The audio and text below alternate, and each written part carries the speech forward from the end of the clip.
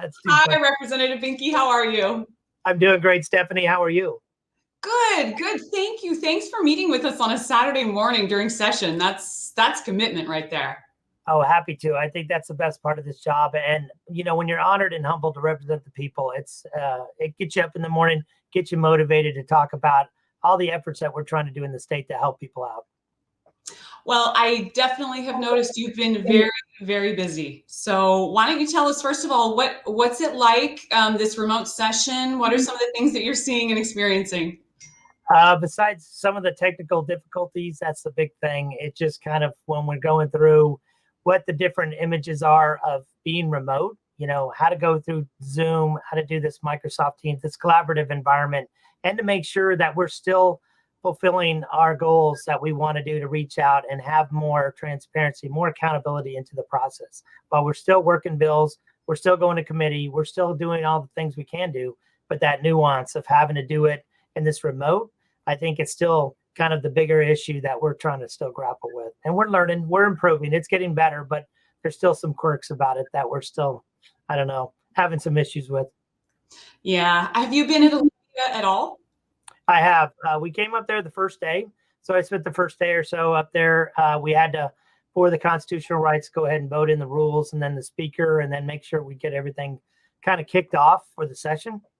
And then to do all of our background checks or administrative stuff to kind of kick that going. And then once the paperwork's set, we were told, all right, we're only limited to 15 people.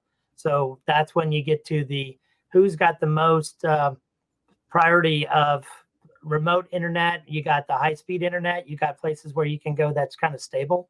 And frankly, we're blessed in the Tri-City area that I have high-speed internet. We've worked out some of the kinks before the session. So we're trying to offer it up to those people who are remote areas of our state that can be there on campus.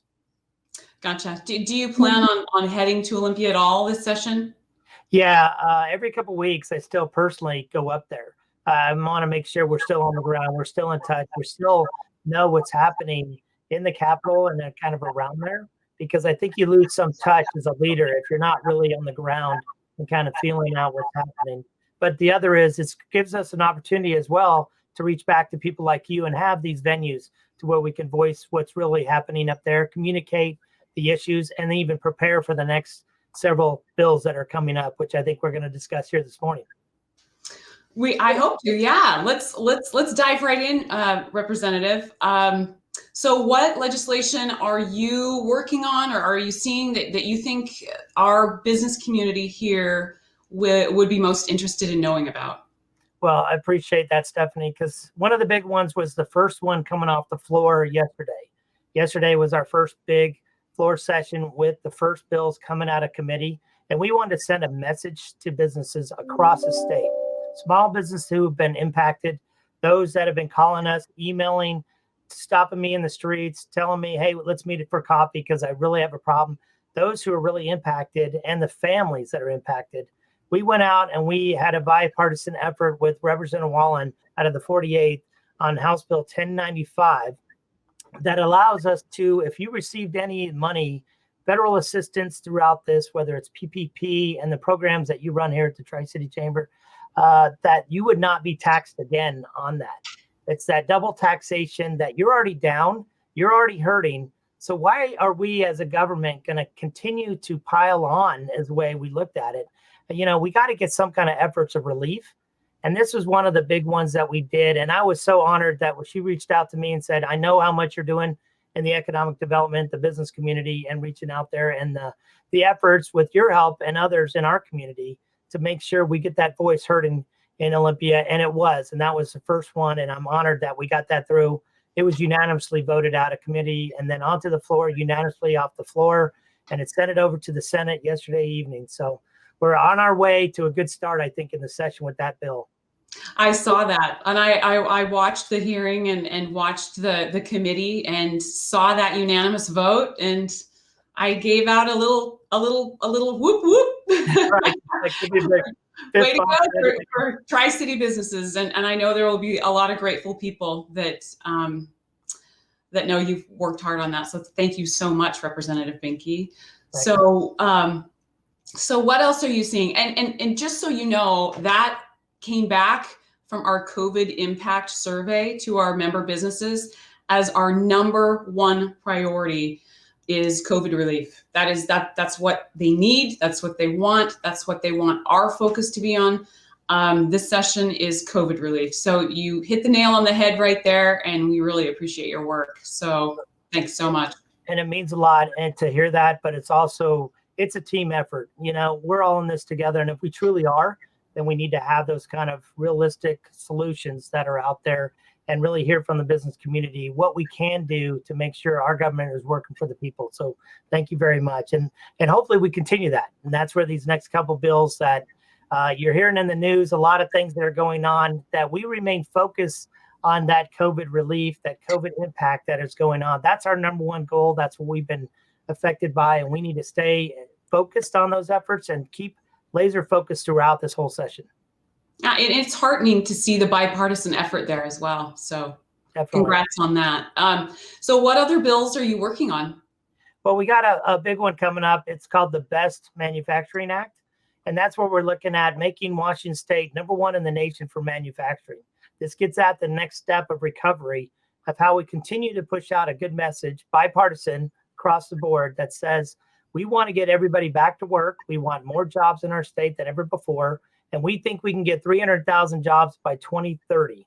That's our lofty goal. And it's very aggressive.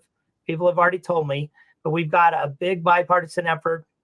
We got it from every industry across the board, hospitality, retail. You talk about labor, going to the trades, apprenticeship programs that we have in our cities, our counties, and across the state. And then, of course, my love for the higher education to ensure that we have a good pipeline for the workforce development of the future. We don't know what these jobs are going to be coming out of this, or even this remote world we're living in. We have telehealth, telecommunications, work environment, and we need those skill sets now to be ready to go for that next generation. I call it, the workforce 2.0, and it's manufacturing 2.0. So we've hit the ground running with this act, and we're going to hear it in committee next Friday. Well, yeah, that hearing for the public is Friday at what time? It's at 8 a.m. in the morning. And so prior to that, we're going to be really pushing out a good marketing message of how to sign up. And I know you have this, but I can't thank you enough for getting the word out of how to sign up in a remote session, how to submit written testimony, or at least just comment on the bill. I tell my kids this too, it's like putting those little taglines underneath the social media. Hey, what are your thoughts?